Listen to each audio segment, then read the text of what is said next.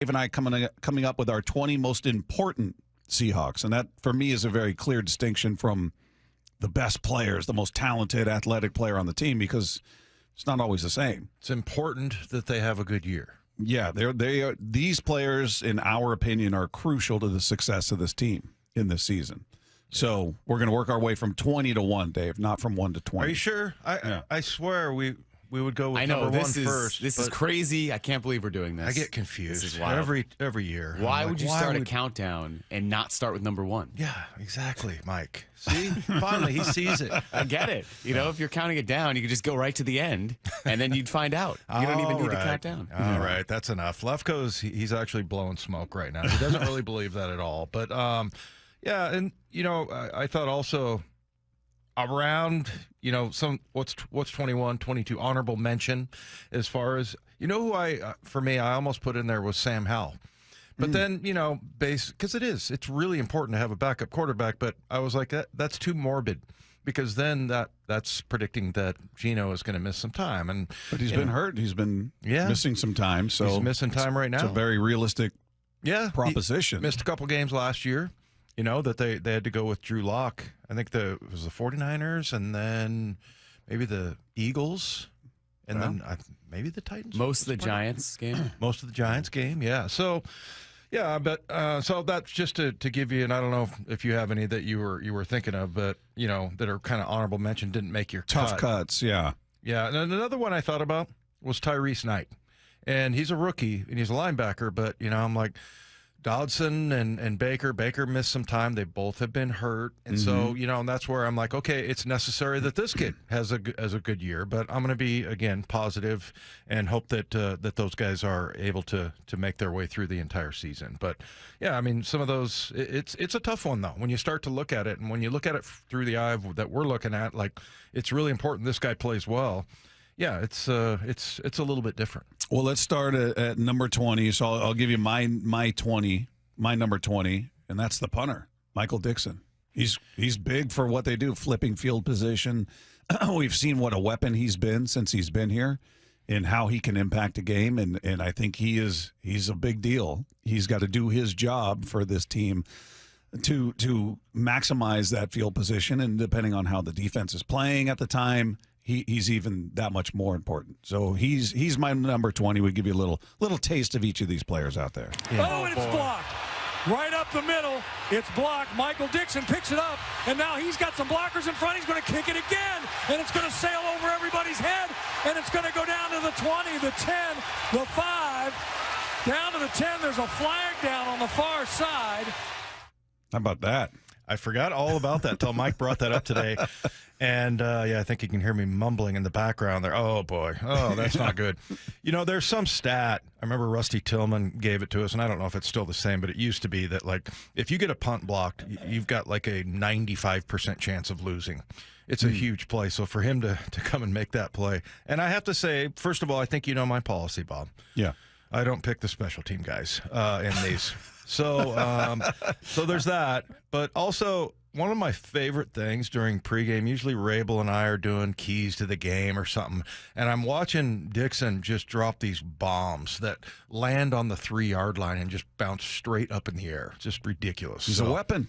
He really is. I remember during the preseason, this is preseason, his rookie year, I remember in a game where Bobby Wagner went down and, like, found Michael Dickson and high-fived him because of the punt, because he's going out on the field to play defense, and they're pinned. They're pinned at, like, the 5-yard line, and, you know, inside the 5-yard line, you get, like, a 5% chance of scoring. So, yeah, it's huge.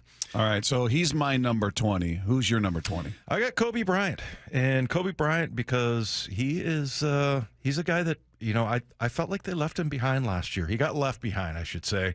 And maybe it's just because of his play, but I don't know. He had a really good rookie year. Forced fumbles. He can play inside. He can play safety.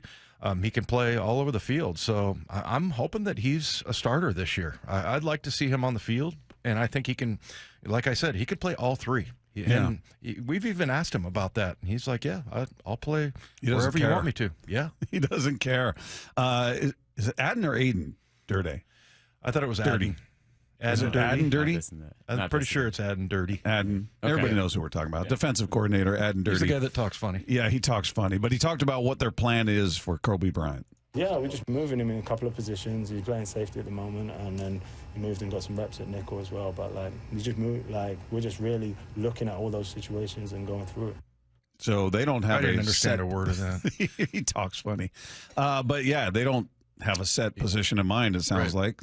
So Yeah. I guess that's good and bad. Well, and I'm sure Coach Dirty loves him because, I mean, that's one of those. Yeah, I mean, maybe it is, but I just think the more flexible you can be, you want to be available and out there. And the fact that he can play all three means he's smart player. And it's kind of what we talked about with Julian Love. He's one of those guys that coaches can count on. They love him. So, yeah, I think that'll be interesting to see how he does. All right, so that's your number 20. Mine is Michael Dickson. So my number 19 is JSN, who I think can grow into being a very big part of this offense, and maybe he will.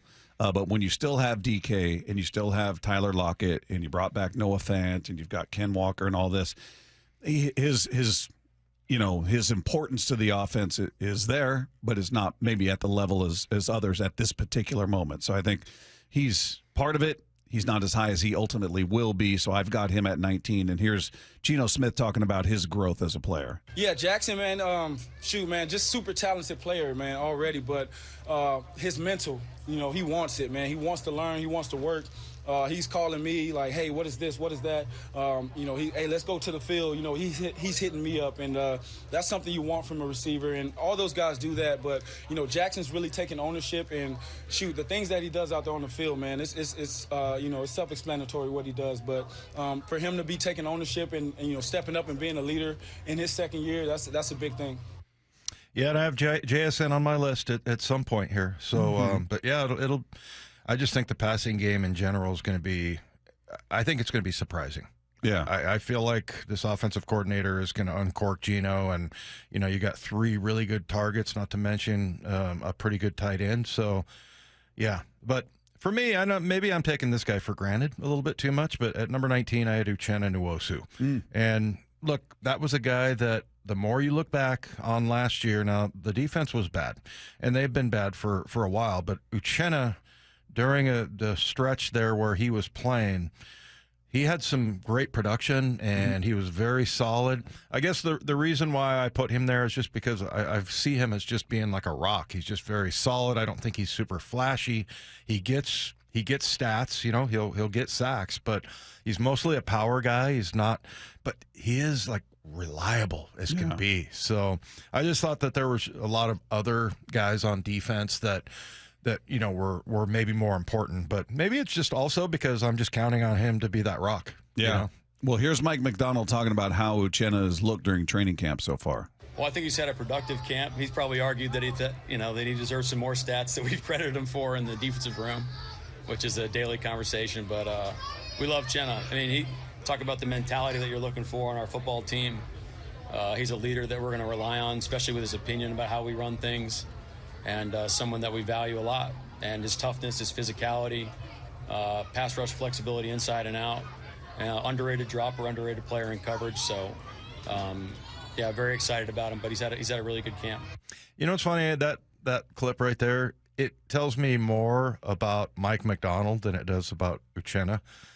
I like that he seems to know his players very well. Like he's kind of hinting that. And I didn't know that they kept stats during practices, but right. It sounds like they are, and it sounds like Uchenna's complaining that he's not getting get more credit. Why don't I have a sack here? Come on, this is that, which I love. I love that, and I think Mike McDonald knows his players. He's getting to know them pretty quickly, and I think that's really funny that he knows that about him. But yeah, it's but that's the way you want to be. I feel like Uchenna is always in kind of a bad mood when he plays football, which is a good way to be. And yeah, it's he's a tough dude. And the other thing is I'm really surprised that his pec, the it torn really pec is pretty quick. Yeah, I mean, as far as he was right out there the second the camp started and after the draft and everything, he was ready to go. So happy to see him back healthy again. And again, probably an underrated type of player. But maybe that's why I just, like I said, I take him for granted. I know he's going to set the edge. I know he can do both. He doesn't look like he's, making a bunch of fancy pass rush moves or anything, but he gets to the quarterback.